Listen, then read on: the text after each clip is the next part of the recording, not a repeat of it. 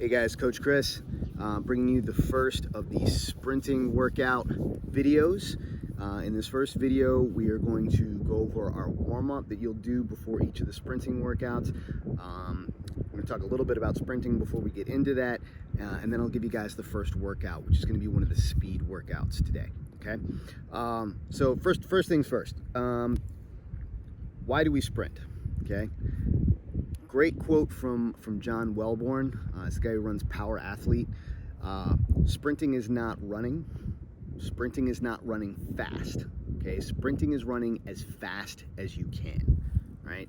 Sprinting is all about central nervous system activation. Right? It's the 1 rep max of running. Very similar to when we do the watt tests on the bike or on the rower in the gym. It's about trying to hit that peak output through this movement pathway.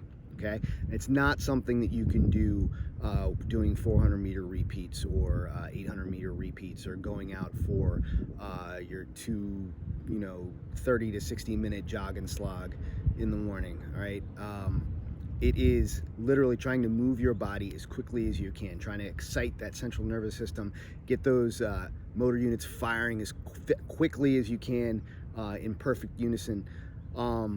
So again, it's the 1 rep max of running. All right, the volume's not going to be particularly high. So if you think about 1 rep max day in the gym, you hit your 1 rep max. That's it. You hit it once and that's it. So in most of these workouts, you're going to have a few efforts, usually somewhere in the 8 to 12 rep range, or 8 to 12 sprint rep range, to try to key up that central nervous system a little bit, try to hit a few really fast efforts, and then it's done. We don't want to prolong it to the point where you're starting to diminish or get fatigued.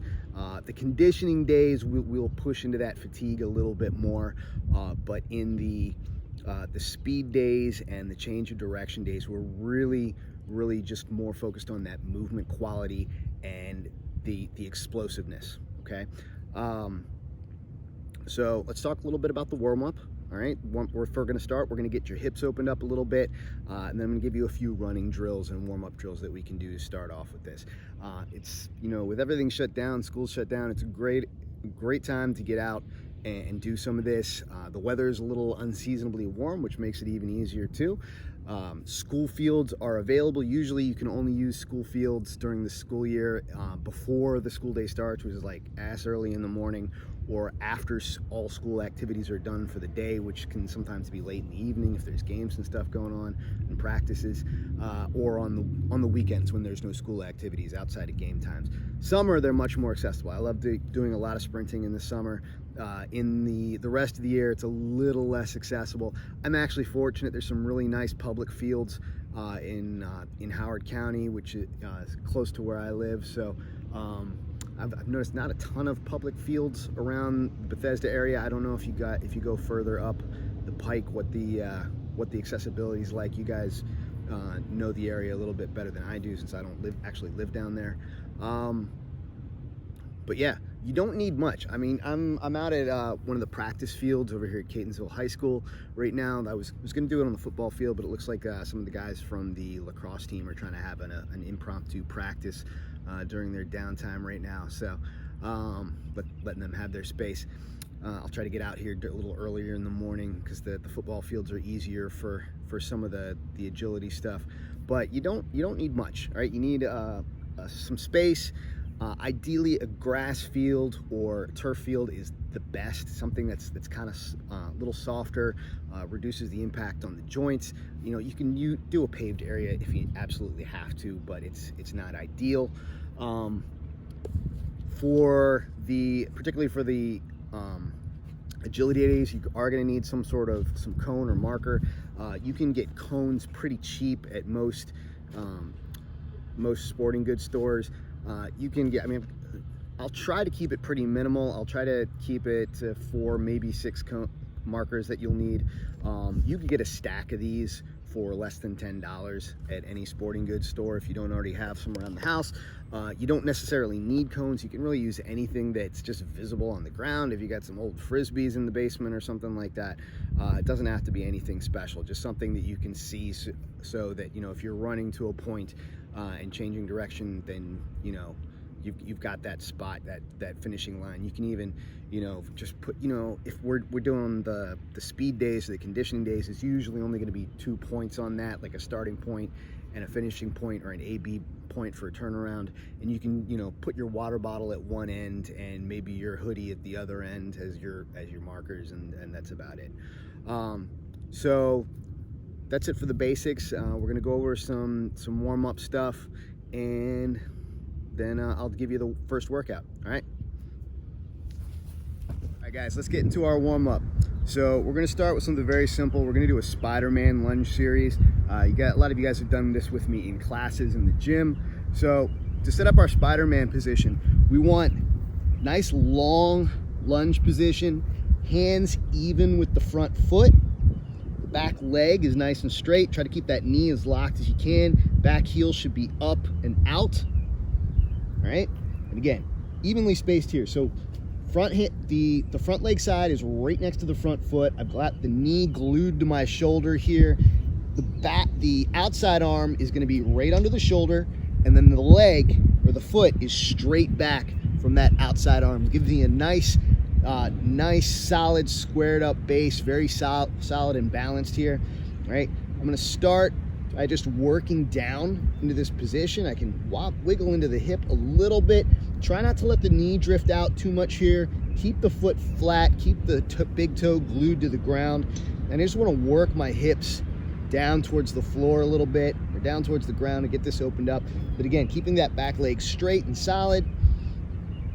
Once I feel like I've worked into this position as far as I can, then I'm going to start with a little elbow to instep here on the front leg side. Try to keep the torso as square as you can. Sink down, but don't drop the shoulder too much. Sink down, reach up. All right, I'm going to do this 10 times.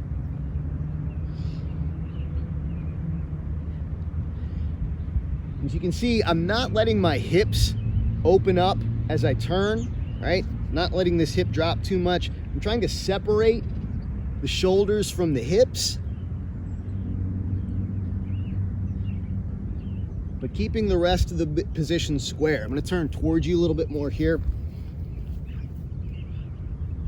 You can see this knee. I keep that knee stacked right over the foot. I'm not letting the knee drift out to the side, keeping that very solid. All right, so the whole idea here is I'm turning the shoulders and separating the shoulders from the hips. Now we're going to do the same thing on the outside arm. So again, I did 10 reps on that side. I don't know if I actually did 10 reps on that side, but I want you to do 10 reps on that side. When I go to do this outside arm, again, I'm going to glue my shoulder to my hip, or I'm glue my shoulder to my knee. I've got the back leg still straight. The back heel stays up and out, and I reach open on the outside arm. Try to get as open as you can. Nice stacked position. Back down. I'm going to do this 10 times.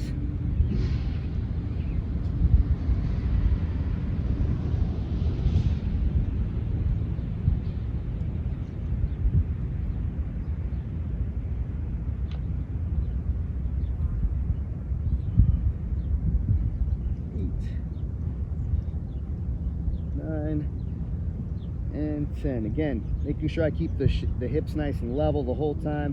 Back knee is straight. That back heel is straight up. All right, and back down. Okay, so 10 on that. Now I'm going to center up on the front foot. All right, I'm going to glue my chest to my knee here. I'm going to push the heel into the ground and straighten out this knee as much as I can. If you can't get it perfectly straight, that's okay. I'm going to pull the toe up to enhance that posterior chain stretch, keeping my hands on the floor, keeping the back leg straight. If I have good flexibility in the back ankle, I can probably get the heel of the back foot to the ground. It's not important if you do though. So I'm gonna straighten that, and then I'm gonna reset. All right, so I push the heel into the ground, get that front knee as straight as I can, pull the toe up, and reset. And again, I'm gonna do this 10 times. As I do this, I try to keep the torso or the chest down on the leg here. I'm keeping the hip angle. Here, I'll turn this way for you. I'm keeping this hip angle as closed as I can and getting the leg as straight as I can. It's going to give me a really nice stretch in the hamstring.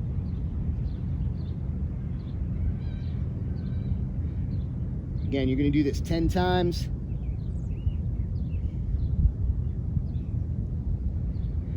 And then I want you to do that whole process on the other side, okay? The setup position, the elbow to the instep, the outside arm, and the hamstring stretch. We're also gonna do some scorpions, all right? So scorpions, down here on the ground, arms out to the side. You're gonna reach and touch. Try to get your foot as far forward, as far away from the body as you can. Keep the chest as level as you can. You can have a little rotation of the shoulder here, but really trying to lengthen from the arm all the way to the toe. So 10 to each side. I don't think I'm going to do a whole 10 to each side here. I'm just going to do a bunch for you so you can see. You don't need to hold the end position very long. Just reach as far as you can and come back. You're gonna squeeze the glute as you reach. So don't just throw the foot forward, squeeze that glute and reach it forward as far as you can. All right, so do 10 to each side there. We're also gonna do some lateral lunges, do some Cossacks, to loosen up the hips, especially on the change of direction days. We wanna warm up these external rotators of the hip, the lateral stabilizers of the ankles. So we're gonna do a big step out, load into your hip when you do these lateral lunge positions, okay? It's not as important how deep you get the hip here. We don't need to do a full, all right, Cossack stretch here on the lateral lunge movement, right? It's about this hip here, right? I'm gonna step out the side. I think I'm getting out of center on the camera. So I'm step out to the side, load into the hip, toes stay flat, parallel, drive up, step out, toes stay flat, parallel, drive up, all right? We do 5 to 10 on each side. All right, and then once I've got that, then I'm gonna come down here to my full Cossack position. All right, this nice little stretch on the inside here, just back and forth. So 2 similar movements, but accomplishing different things, okay? So the Cossack is really more about the stretch here, and a little bit in the back of the hamstring. The lateral lunge is about this apparatus here, okay? Getting that warmed up, all right? So, those are the basic warm-up movements, and we're also gonna do a few warm-up drills, which I'm gonna go over real quick. Hey guys, one more movement we're gonna do on the warm-up, I forgot. But we're gonna do some sweeps or scoops, whatever you like to call them. So, kick that leg out, nice locked knee, pull the toe up, little sweep here. Right? This doesn't need to be real slow, right? This should actually be a pretty quick dive of a movement. All right? About 10 on each side. Make sure you're keeping the back nice and flat, right? Remember, it's not important that you touch the ground on this movement. It's important that you get a good stretch in the hamstring. So keep the back locked, just like if you were gonna do like a deadlift or a clean or something like that. And just a little dive at the ground. Dynamically open up that hamstring a little bit. And again, about 10 on each side. You can do more if you need to. You want to get that loosened up a little bit. If you like to do a little some leg swings, that's fine too, all right? And if you've got some other stuff that's a little tight, you can do that.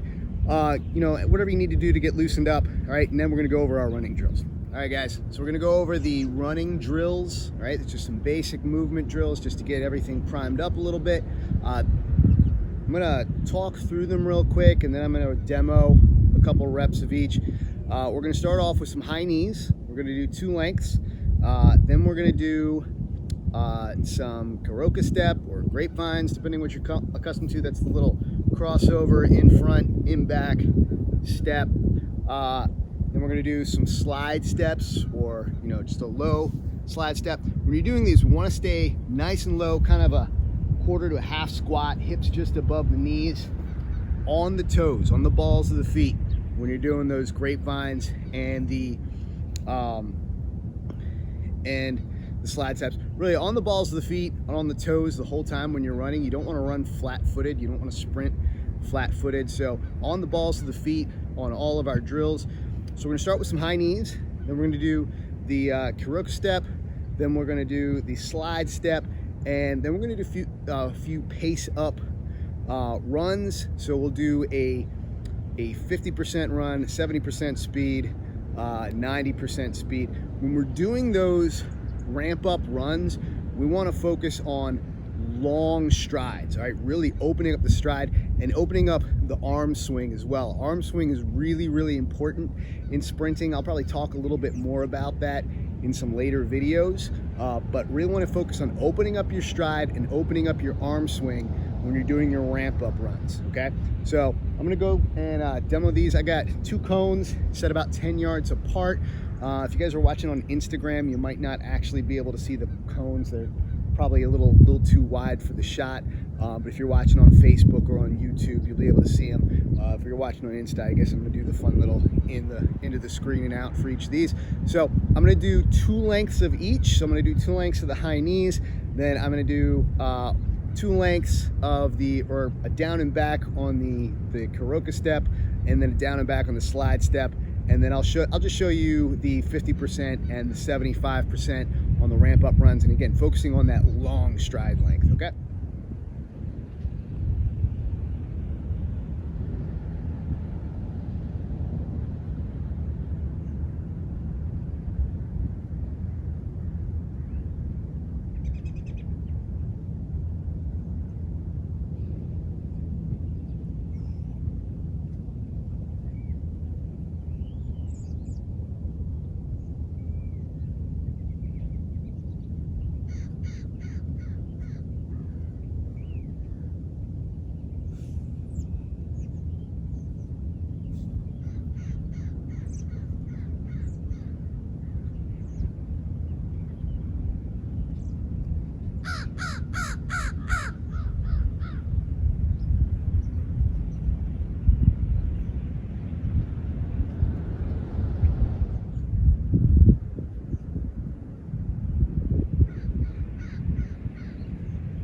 All right, guys, a couple more quick notes on the warm-up. Like I said, I set the cones about 10 yards apart. You're really better off with something more like 20 or 30 for your lengths on those, just so you get a nice, good warm-up. On the Karoka step, make sure that you are turning your hips and not just reaching across with the feet, all right? Don't be stiff-hipped. Turn your hips. Think about pointing one hip forward and then the other hip forward as you're doing that Karoka step. Again, on the slide step, on the balls of the feet, but stay low, all right? Deep crouch and move. On the days that we do, also, like I said, on the 50, the 70%, the 90% effort ramp up runs, those are just your lengths of your warm up. When we're doing particularly on the agility day sprints, do 1 or 2 warm up reps of the agility sprint just to get accustomed to that change of direction, see how your feet feel, warm up your knees a little bit more on those change of directions. I'll talk a little bit more about that when we do the first change of direction workout. But again, probably about 20 to 30 yards for your warm-up lengths. If you guys aren't able to go out to a marked field, 1 yard, just one good step, right? Anybody who's ever played Pee-wee football or been to a Pee-wee or flag football game that's played on like a soccer field or something has probably seen refs out there marching off penalties and stuff like that. So just one good length step is about 1 yard. doesn't have to be exact. All right. Yeah, guys. So your first workout is just going to be 40s, 40-yard sprints, classic sprint length. It's really nice, very short, something that pretty much anybody can maintain maximum effort all the way through. If I asked you guys to go out and run like 100-yard sprints, I guarantee you most of you guys would be flagging a little bit on the last 40 yards of that. You'd probably be good for the first 40 to 60 and then tapering off and slowing down as you go. Ideally on these, we want to be accelerating almost all the way through. All right. 40 yards is really for a good runner, enough time to get up to full speed and hold just a few seconds at maximum speed, if that. Most of you guys might even be able to accelerate all the way through 40. So anyway, you're gonna do 8 to 12 reps, all right? That doesn't sound like a lot distance-wise, but again, this is all about running as fast as you can. And I guarantee you, most of you, your fastest rep will be probably your third or fourth, all right? And then you might be able to hold that for a few reps. Most of you will not be able to maintain full output past 8 reps. That's nothing against you, that's just normal. You're gonna get past 8, and you're gonna get into a slightly more aerobic state. Make sure that you're giving yourself rest in between these reps. I would go maybe every 2 minutes, or like 2 minutes rest in between sets. Might even need a little bit more. Make sure that you're fully rested, breathing under control, heart rate back down before you do your next rep. Again, this is not about metabolic impact, all right? This is not conditioning. This is max effort sprinting, right? Moving as fast as you can, central nervous system activation. It's not about repeatability. It is about hitting each sprint as hard and fast as you can, all right? So 8 to 12 reps, really only those higher than 8 reps if you're already really well conditioned. You've got, you know, some good sprinting experience under your belt. For most of you, I'd stick to that 8 rep count. Maybe over the coming weeks we can add a little more volume to your speed day. But if you feel yourself slowing down at all, that's it. As soon as you get to the point where you're diminishing your output or diminishing your effort, then you're done. Okay. So yeah, I will get the workout for Friday posted. It's probably sometime between noon and 2 on Friday. But have fun with this. Do it to this afternoon. It's a beautiful day. Tomorrow's going to be even nicer. I think it's supposed to be like 77 degrees. So enjoy.